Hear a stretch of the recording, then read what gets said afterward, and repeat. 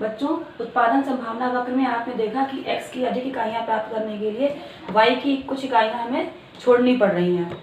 तो इसे ही हम बोलते हैं अवसर लागत, यानी एक वस्तु की अधिक इकाइयां प्राप्त करने के लिए दूसरी वस्तु की हमें कितनी इकाइयां त्याग करनी पड़ती हैं, ये कहलाती है उस वस्तु की एक इकाई प्राप्ति की अवसर लागत। अब हम बात करेंगे सीमांत अवसर लागत की।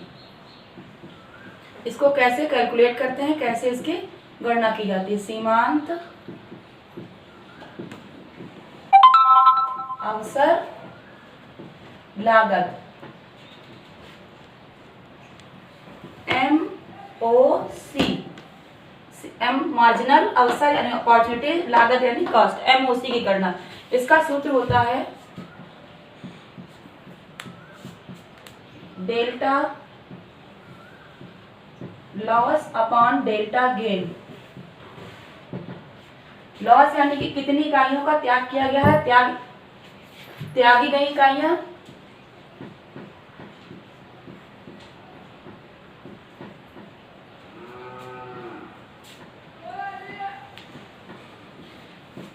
बटे प्राप्त इकाइयां।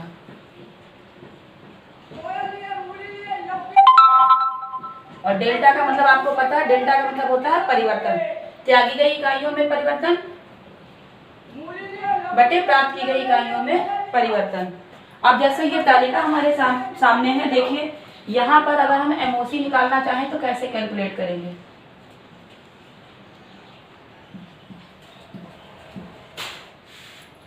यहाँ पे कोई परिवर्तन नहीं हुआ है तो यहाँ पे MOC कुछ नहीं है। यहाँ पे देखिए त्याग कितना हुआ बच्चों, 100 में से 90 रह गया, त्याग कितने का हुआ, 10 का।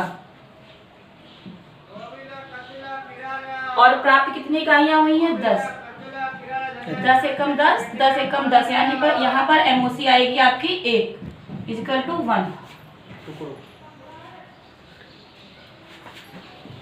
दूसरा देखिए, दूसरी C कॉम्बिनेशन के लिए आपने कितनी इकाइयां त्यागी हैं, 20, और इकाइयां प्राप्त कितनी हुई हैं, 10।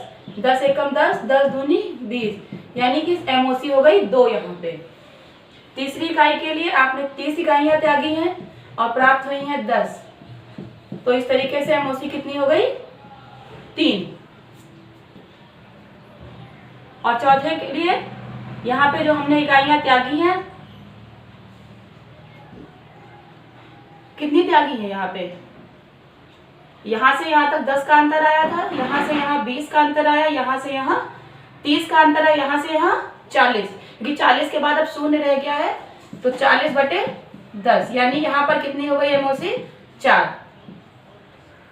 देखिए A के लिए कुछ नहीं है, B के लिए 1 है MOC, C के लिए 2, D के लिए 3, E के लिए 4। ये कहलाती है सीमांत अवसर लागत।